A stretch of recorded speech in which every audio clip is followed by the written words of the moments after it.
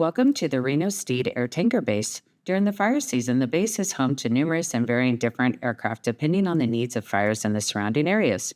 We would like to showcase some of the aircraft that helped fight the Davis fire in South Reno. First off is the Twin Commander, which is used as an air attack platform. This small aircraft assists with aerial fire suppression operations, coordination of aircraft on an incident, and is in direct contact with resources on the ground.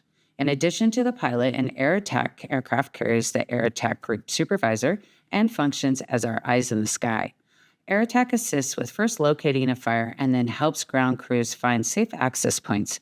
They also guide retardant drops and perform aerial reconnaissance of the overall incident. The air attack group supervisor coordinates all aircraft in the airspace above a wildland fire. Next, we'll tour the single-engine air tanker, what we call a C. The C is the smallest type of air tanker. It can carry up to 800 gallons of water or fire retardant to firefighters on the ground. Seats are especially effective in areas that wildfires are burning in lighter fuels, such as sagebrush and grasses, as well as tight canyons and areas that large tankers cannot safely navigate. In addition to housing the aircraft, the Reno Stead Air Tanker Base is a fire retardant reloading location. When tankers land at the base, they are reloaded with fire retardant and fuel when needed. Fire retardant is pumped from large tanks that are maintained at the base, while pilots often remain in the cockpit to ensure the quickest turnaround possible. The retardant is released from the belly of the aircraft when the pilot opens the hydraulic gates over the fire.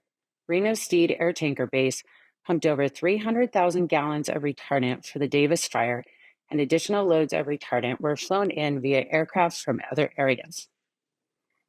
The Very Large Air Tanker, or VLAT, which you see dropping here, can deliver over 9,400 gallons of retardant from as low as 250 feet above vegetation. Between VLATs and the smaller Large Air Tanker, they dropped 164 loads of retardant on the Davis fire. We've got Tim Wolk, one of the scooper pilots, here with us, and we're going to talk about what they did on the Davis fire to help slow the progression of the fire. Yes, we were happy to have the chance to come here and contribute and do a bit of work to help the people on the ground who did an incredible job in containing the fire, especially on the windy day when we weren't able to fly. And tell us what it was like scooping out of Lake Tahoe. It was a career highlight for me, actually, to have a chance to come and do that. The conditions were great in the morning both days, and then as the wind would come up, it would get a little more challenging.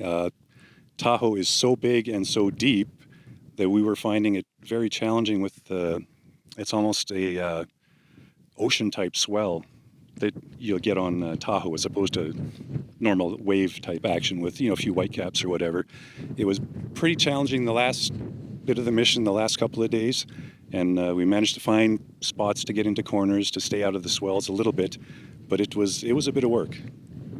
Awesome. Well, thank you, and we're going to do a little tour with you.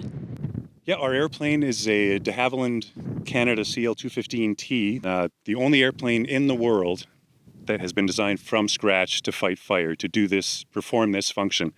When they designed this airplane, they started with the tanks on the drawing board, and this is how much airplane it takes to pick that up, to carry it around and deliver it consistently on the fire, carrying 7,500 pounds of fuel for a typical mission.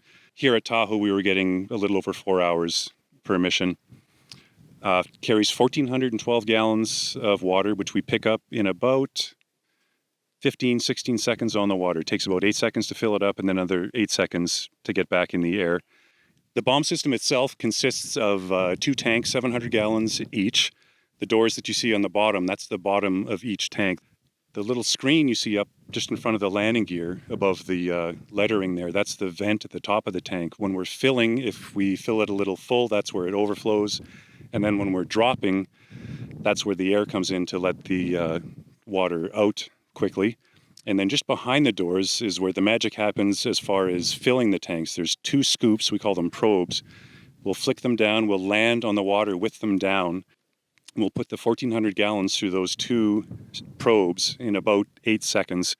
We'll flip them up and we'll start accelerating. Another 8 seconds, we're back in the air with our 11,700 pound load of water. And at the Davis fire off of Tahoe, we were doing that every 12 or 13 minutes was our circuit generally with 4 airplanes. So we were able to deliver quite a bit of water to help everybody out on the ground. We did 2 days of active firefighting on it. The first day that we got here, we did some. The second day, we did a full day.